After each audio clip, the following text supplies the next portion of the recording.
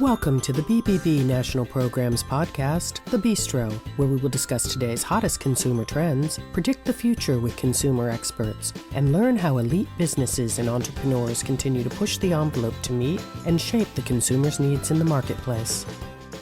Hello and welcome to the Bistro podcast. I'm your host, Elena Spinola. When it comes to buying products, consumers literally have millions of options to choose from in any particular category. How we're influenced and where we shop has always played a large role in our purchasing decisions. Word-of-mouth recommendations and information shared by opinion leaders has pretty much been standard through the years. After all, trust is a big factor when it comes to determining how, quote, good a product or service is. But in the age of social media, the advertisements that influence us to buy have changed dramatically. Today, we live in a world full of social media influencers, and consumers are responding. Because when it comes to determining how good or, quote, trendy a product or service is, who better to believe than a real live person sharing beautiful pictures and fun tutorials? What you may not know, however, is that these influencers are getting paid or receiving free products in exchange for their promotion. In fact, their seemingly authentic recommendations have created a $6.5 billion industry, according to some reports. And this has caught the attention of the FTC. Today, we're going to dive into a discussion on the trending relationship between a company or brand and the influencer. We'll talk about transparency, disclosure, and what that means for consumers and the marketplace overall. Joining us for this trending conversation is Pam Deese, a partner in the intellectual property group at Arent Fox. Pam's practice focuses on intellectual property licensing, brand management, sweepstakes, and advertising. Pam, thank you so much for joining us today on The Bistro. You're welcome, Elaine. We really appreciate you being here, and we spoke a little earlier, you're a wealth of knowledge, and this is such an interesting topic. Let's start out by just talking about the fact that this is such a lucrative industry now with social media influencers. The expectation is that this industry will grow to a $10 billion industry by 2020, which is now. So let's talk about those relationships that the social media influencers have with both businesses and consumers. What makes them so attractive to brands and to online marketers? And then what has their impact been on the marketplace?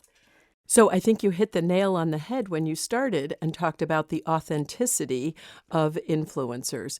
I think a lot of consumers, as they're participating in their day-to-day lives, and particularly finding their way through social media, end up figuring and relying on these influencers as though they were friends, as though they were part of their own network. And those influencers end up with a sort of trusted relationship with the consumer. That trust inures to the benefit of potential endorsers and product placement people who would feel that, wow, they have a direct connection now to their consumer market through an influencer, through a trusted friend or advisor. Sure. Well, that makes a lot of sense. I myself follow some people on Instagram. I think they're fascinating. And then just like everyone else, I see that they pitch certain things. And, you know, the psychology behind it is that you can't help but feel like, wow, if they like it, maybe I'll like it. I feel like I know them.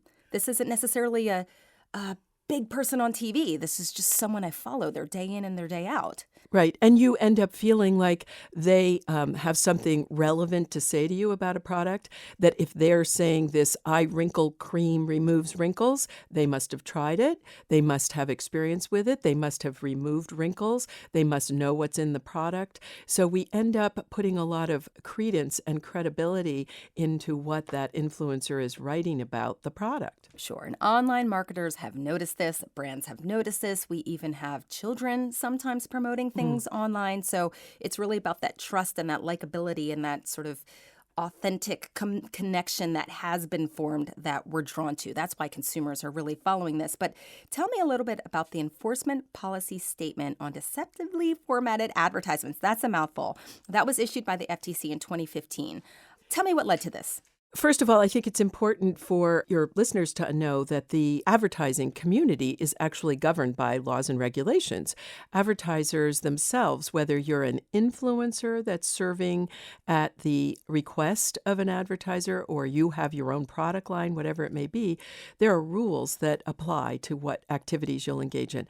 And those rules are designed to protect those consumers who may not know whether you are providing truthful information. So the law says that you cannot make deceptive statements generally about your products, or ever. You cannot make deceptive or fraudulent statements. So let's start there. Sure. But that is at the heart of this, really, because consumers are unaware that these influencers sometimes are being paid by the company who's wanting them to promote their products, right? And so that's at the heart of where this comes in, right? It's obviously if they're on TV, we get the sense like, okay, they're paid by this person to promote this X, Y, or Z. But if they're just some influencer promoting something, that's deceptive because the consumer may not realize that. Right. And that's where the confusion has happened, or so believe regulators, including the Federal Trade Commission, who has the laboring oar for most of consumer advertising. So over the years, we've become, as consumers, a little bit more sophisticated. So if we see an ad in a magazine or newspaper, we generally know that that may be a model or a spokesperson and that they've been paid. Same with television advertising. But here comes social media advertising, and it's much more subtle, and we don't understand it as much. And sometimes influencers don't understand the rules that apply to them. And so the Federal Trade Commission has tried to educate both the consuming public and the frequently young influencers that are moving into this marketplace, figuring, well, they can earn a lot of money, right? Sure. And that's what happens. They're earning money from selling product, but without following the rules that are applicable to anybody else that'd be advertising products. Sure.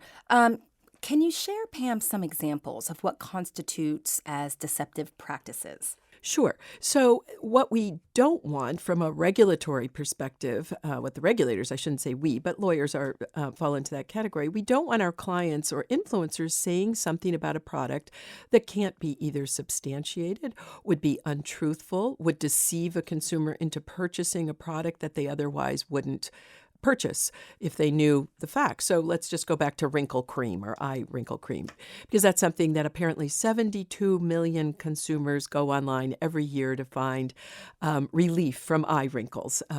And so there is an opportunity for companies to make statements about their products that are probably not truthful. But what we require, what the law requires, is that to make a statement about a product, particularly something like eliminates wrinkles, you have to have something called substantiation. You have to have support, evidence that that is the case. And if you're an influencer, here's where the law gets tricky.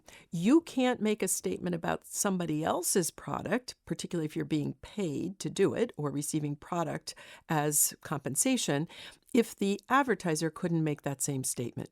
So the advertiser can't avoid the law by saying, Elaine, would you please, can I pay you to use this eye cream? You use it, you feel like you get relief from it, but you're not testing it in any kind of scientific way. Correct. And then you make statements and the advertiser actually had no evidence. That's not allowed. Got it. So this is really a tricky situation because presumably there are probably thousands of, quote, influencers, nano-influencers, micro-influencers, whatever they're called, doing just that, right? They're receiving something free and then they're going on video kind of saying whatever comes to their mind about how they felt about this product. Right. So that's where it gets a little tricky.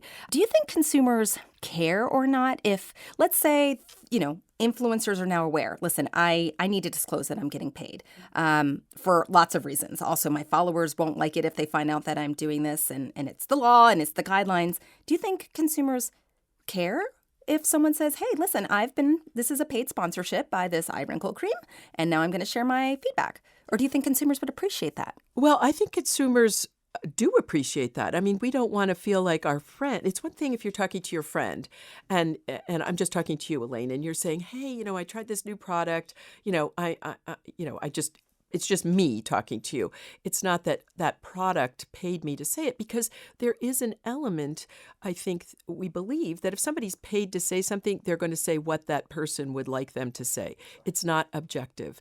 It's not their opinion. It's something much more structured than that. Yeah. And the other real problem is this issue of, can you make these statements because you don't really know whether the product does what you're saying it does. Right. So that's just another tricky situation. Very and that's tricky. where the education piece needs to come in, right, from FTC and elsewhere to just remind influencers about what they're saying and being careful about any claims that they make. Technically, these are against, the guidelines. Correct. Speaking of guidelines, one of the guidelines is talking about the use of hashtags like ad or hashtag sponsored. And I read something, help me understand this, but they were saying that it's not good enough to just put that hashtag. It has to be seen. In other words, you can't bury that 45 hashtags down where your average consumer doesn't even see that. Right. So this is the whole disclosure nature of that relationship.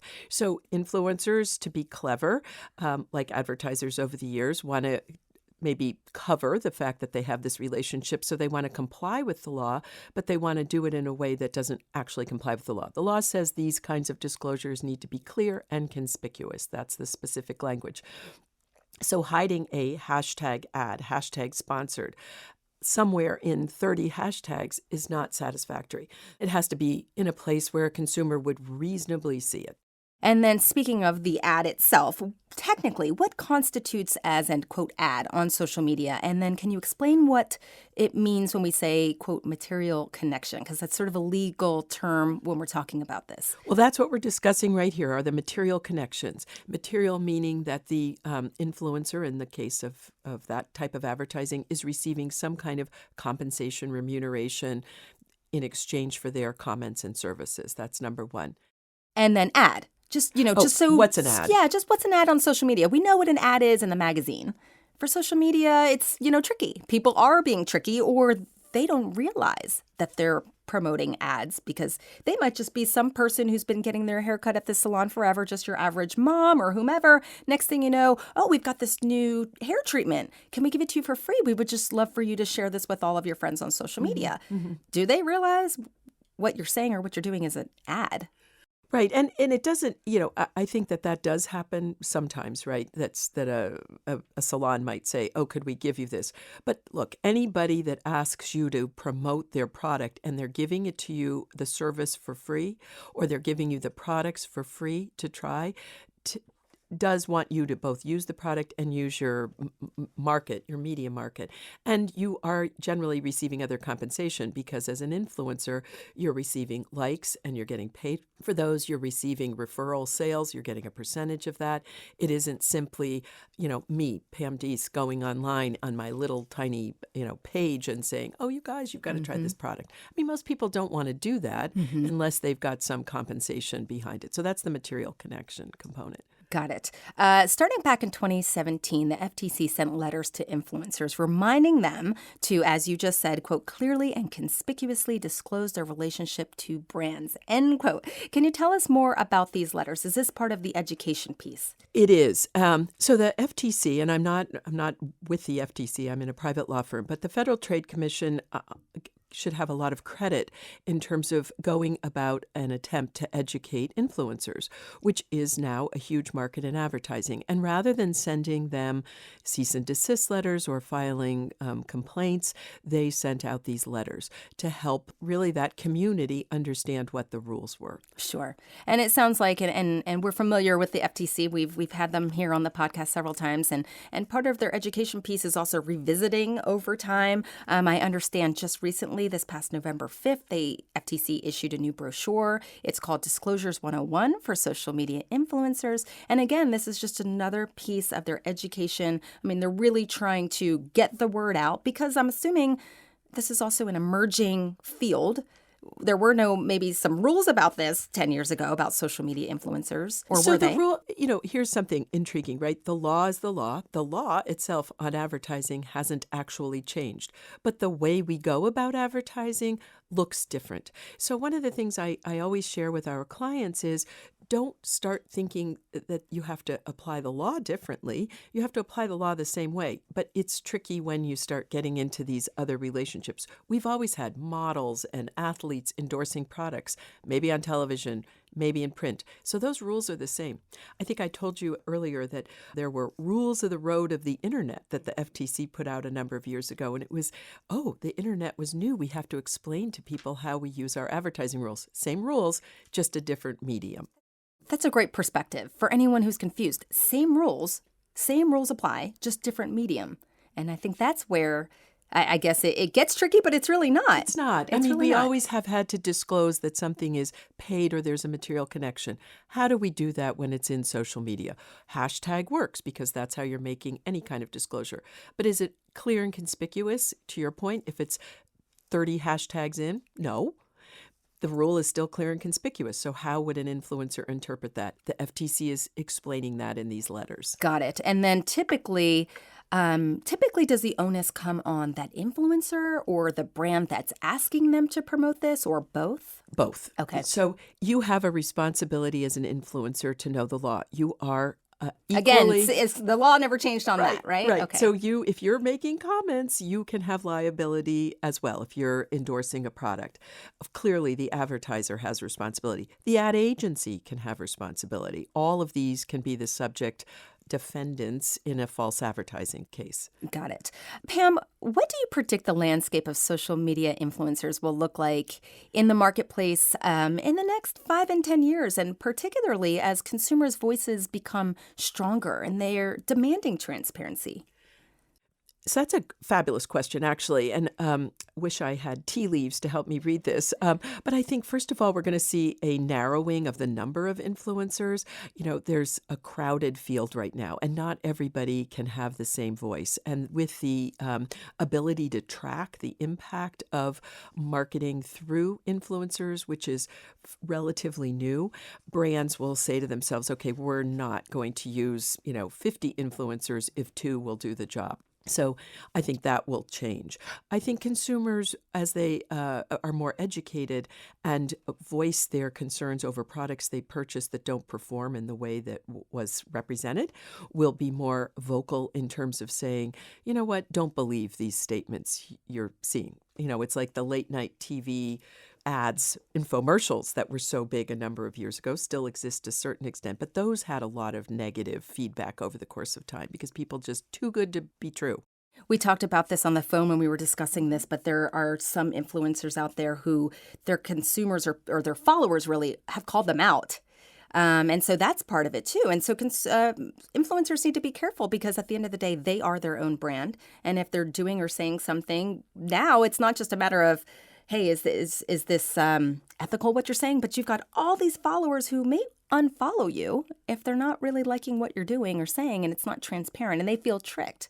So that's a whole other element. That is the risk. The other risk is you may wind up as a defendant in litigation, and that would diminish the value of your individual influencer brand if you're called out on false or deceptive advertising. Nothing hurts a brand more, and an influencer is a brand in and of themselves, to be accused of making false or fraudulent statements about a product. So that's something at the heart of this whole discussion that an influencer needs to consider. And consumers should consider their ability to impact what's going on in the marketplace by calling out people who are not being forthcoming with their statements. Sure. And we have seen that they are. Pam, thank you so very much for joining us on the Bistro podcast today. This is a really interesting topic. I personally I am tuned into social media, and I see this all day long, and I find this very fascinating. And it'll be very interesting to see what happens in the next 5 and 10 years here. So thank you so much. Thank you, Elaine. We would like to thank our listeners for joining us today on the Bistro. And you can follow us by going to our website, www.betterbusiness.blueberry.com. Until next time, it has been my pleasure discussing better business with you. You just enjoyed the Bistro Podcast. Be sure to tune in next time for a brand new episode. To learn more about our other shows, visit betterbusiness.blueberry.com. That's betterbusiness.blueberry.com. Follow us on Twitter at BBB_NTL programs. Send your comments and ideas to podcast@bbbnp.org. The thoughts and opinions expressed on this podcast are the views and opinions of the guests, not those of the BBB national programs or its affiliates. This podcast is for information and educational purposes only and is copyrighted with all rights reserved. This podcast is protected by Blueberry's Terms of Service.